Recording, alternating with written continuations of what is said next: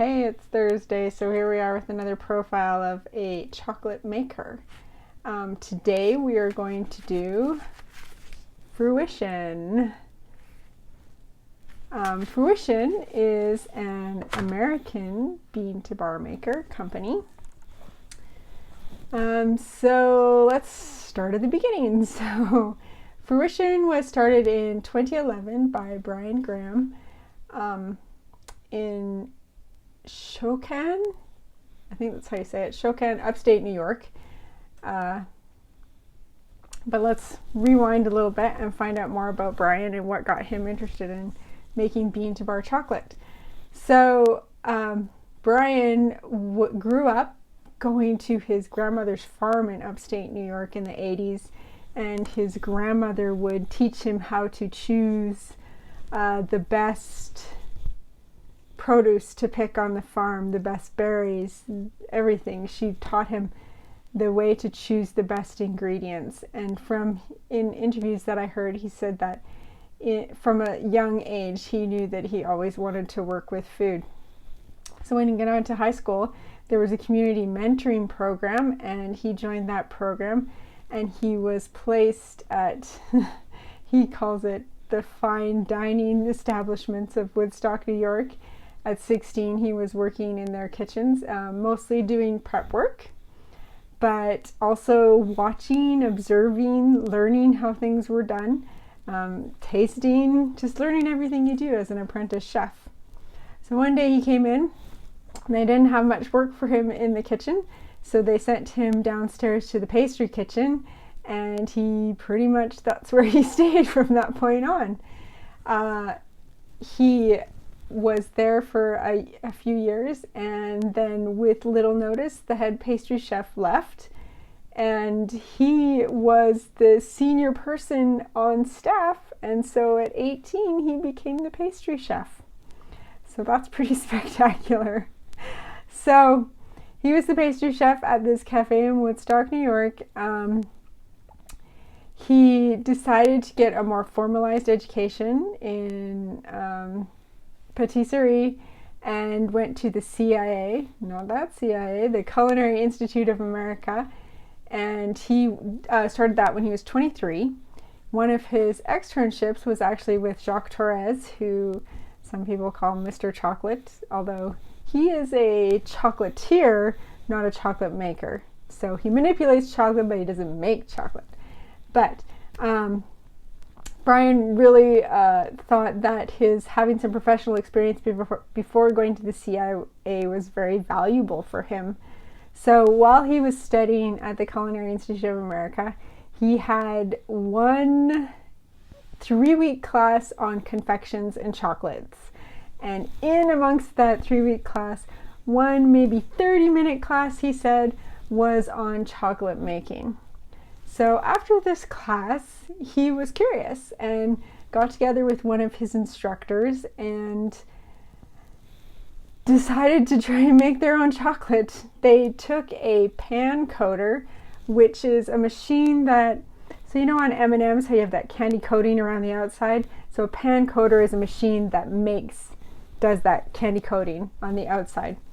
So they got together, they jury-rigged this pan coater into a grinder.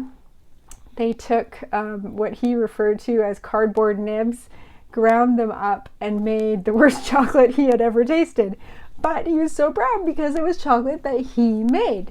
So this is where the little seed gets planted, and he starts getting really interested in making his own chocolates. So he worked at the CIA for a few years, and he experimented for fun with chocolate for a few years, roasting the beans in a toaster oven, winnowing, cracking them with a rolling pin, winnowing them on his own patio.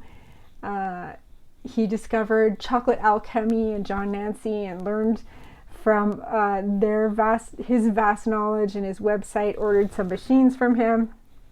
And then in 2010, Bryan and his wife Dahlia quit their jobs and traveled for, I believe, almost a year before they started their own business. Another hint is that his wife has family in San Francisco, and so when they were in San Francisco, they took a tour of the Scharfenberger factory. I have another video about how influential Scharfenberger was in the craft movement in the United States, if you'd like to check that out. But they took a tour, and this was when they were really first exposed to fine dark chocolate.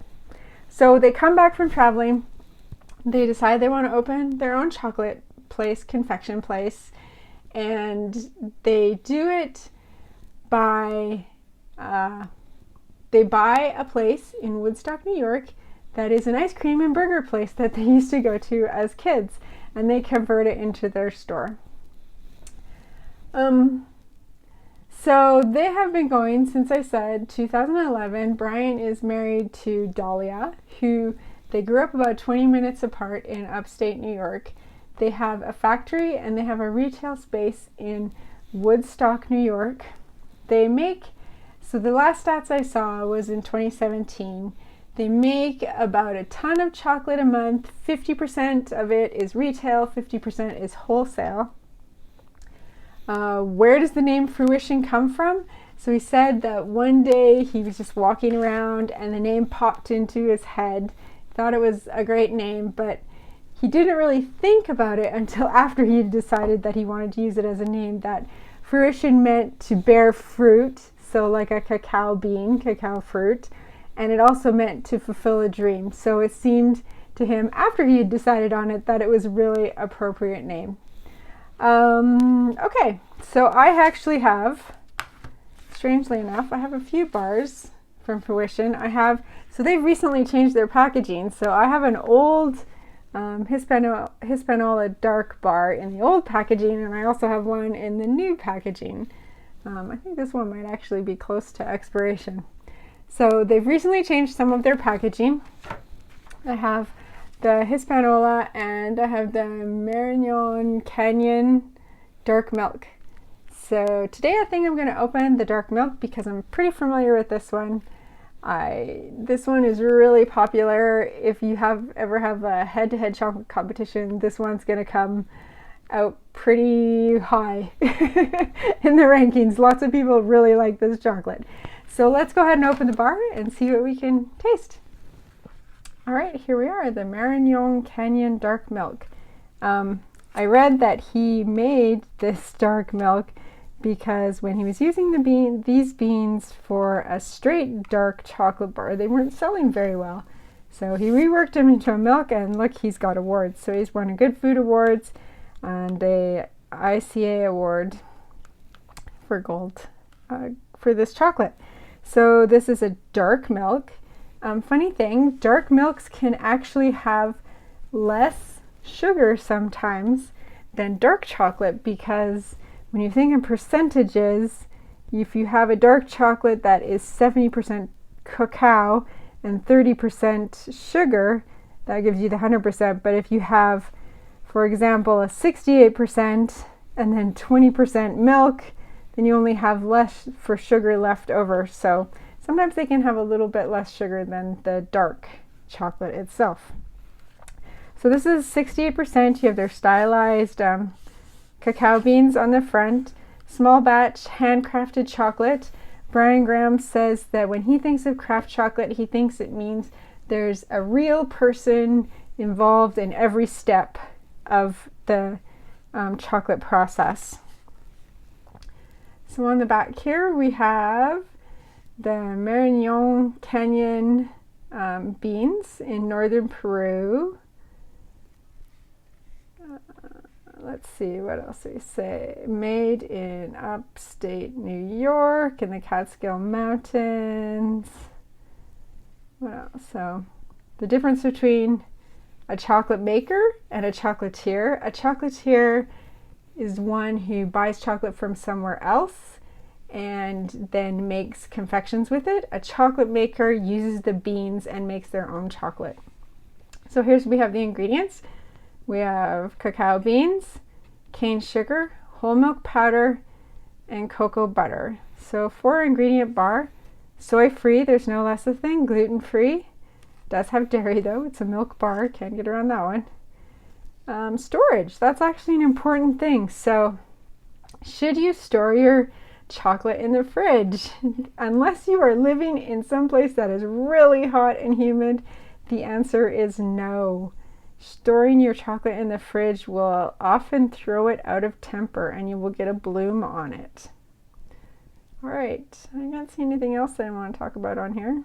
So let's open it up and give it a taste.